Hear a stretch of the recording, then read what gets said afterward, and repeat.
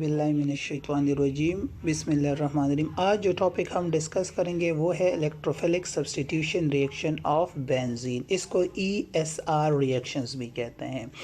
अब ये क्या होता है, जब आप बेंजीन के हाइड्रोजन को रिप्लेस करें किसी स्ट्रॉन्गर इलेक्ट्रोफाइल से, तो इसको इलेक्ट्रोफिलिक सब्स्टिट्यूशन रिएक्शंस कहते हैं। और बेंजीन के जो मोस्ट प्रोमिनेंट रिएक्शन है वो इलेक्ट्रोफिलिक सब्स्टिट्यूशन रिएक्शन है, क्योंकि इसमें एरोमेटिक कैरेक्टर बेंजीन का लास्ट नहीं होता। यहाँ पे देखिए बेंजीन की तरह ही रहता है जब प्रोडक्ट बना देता है। अब इलेक्ट्रोफिलिक सब्स्टिट्यूशन रिएक्शंस जो होते हैं ये बेसिकली 3 स्टेप्स में होते हैं। तो 3 स्टेप मैकेनिज्म है। पहले स्टेप में इलेक्ट्रोफाइल बनता है, दूसरे स्टेप में ये इलेक्ट्रोफाइल अटैक करता है बेंजीन के पाई सिस्टम पे, और तीसरे स्टेप में फॉर्मेशन ऑफ प्रोडक्ट होती है। अब यहाँ पे देखिए, let's suppose nitration of benzene मैं करना चाहता हूँ, ठीक है। नाइट्रेशन ऑफ क्या, बेंजीन में करना चाहता हूँ। अब अगर आप बेंजीन को देखें, so this is HNO3 H2SO4, ये आप इसमें रिएक्ट कर रहे हैं। सो अगर आप मैं स्प्लिट करके लिखूँ HNO3 को, सो OH NO2, फिर H को भी स्प्लिट करके लिखूँ, सो फिर क्या हो जाएगा, H को अगर मैं स्प्लिट करके लिखूँ HSO4H। अब ये H और OH आप इसमें मिलके वाटर बना देंगे, HSO4 अपनी जगह पे आ जाएगा और NO2 नाइट्रोनियम आयन या नाइट्रो ग्रुप। अब ये इलेक्ट्रोफाइल बन गया। अब दूसरे स्टेप में इस बेंजीन के पाई सिस्टम पे इलेक्ट्रोफाइल अटैक करेगा। सो यहाँ पे ये सिग्मा कम्प्लेक्स बना देगा। अब इस सिग्मा कम्प्लेक्स को स्टेबलाइज करता है रेजोनेंस, क्योंकि ये बॉन्ड इधर आ जाता है, ये बॉन्ड इधर। सो रेजोनेंस या डीलोकलाइजेशन की वजह से बाहर वाला न्यूक्लियोफाइल इस पॉजिटिव पे अटैक्ट नहीं कर सकता, जिसकी वजह से इसको एक्स्ट्रा स्टेबिलिटी मिलती है। अब थर्ड स्टेप में ये HSO4 जो था, ये इस हाइड्रोजन को यहाँ से एलिमिनेट कर लेता है, और ये हाइड्रोजन का बॉन्ड यहाँ पे जो सिग्मा है पाई बन जाता है, और H2SO4 और NO2 यहाँ पे बन जाता है, and this is nitro benzene.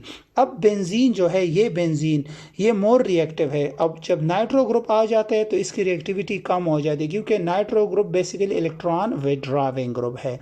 So inter test के लिए सवाल याद रखिएगा, अगर NO2 बेंजीन पे अटैच्ड होगा तो बेंजीन लेस रिएक्टिव होगा, और अगर बेंजीन अकेला होगा तो वो मोर रिएक्टिव होगा।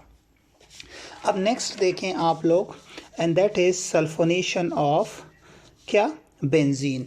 अब ये भी उसी तरह मैकेनिज्म है कि बेंजीन H2SO4 के साथ या कंसनट्रेटेड H2SO4 या ओलियम के साथ फ्यूमिंग सल्फ्यूरिक एसिड H2S2O7 के साथ मिल के क्या बना, SO3H बेंजीन सल्फोनिक एसिड और वाटर बना देते। अब इस मैकेनिज्म को देखें, पहले स्टेप में उसी तरह इलेक्ट्रोफाइल बनेगा।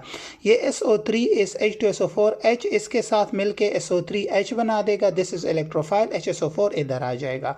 अब दूसरे स्टेप में यही इलेक्ट्रोफाइल इस बेंजीन रिंग के पाई सिस्टम पे अटैक करेगा, सो उसी तरह कार्बोकेटाइन बना देगा। अब थर्ड स्टेप में ये H इस HSO4 के साथ मिलके जो यहाँ पे था कैटलिस्ट, क्योंकि कैटलिस्ट ने रीजनरेट होना है, सो H2SO4 दोबारा बन जाएगा और SO3H बन गया, जिससे this is benzene sulphonic acid. और ये SO3H भी अगर आ जाए तो ये इलेक्ट्रॉन विड्रॉविंग ग्रुप है, तो ये भी बेंजीन की रिएक्टिविटी को डिक्रीज करते हैं। सो मीन कि ये बेंजीन जो इनिशियल था मोर रिएक्टिव है, और ये जो प्रोडक्ट बना substituted benzene SO3H benzene sulphonic acid, it is least reactive.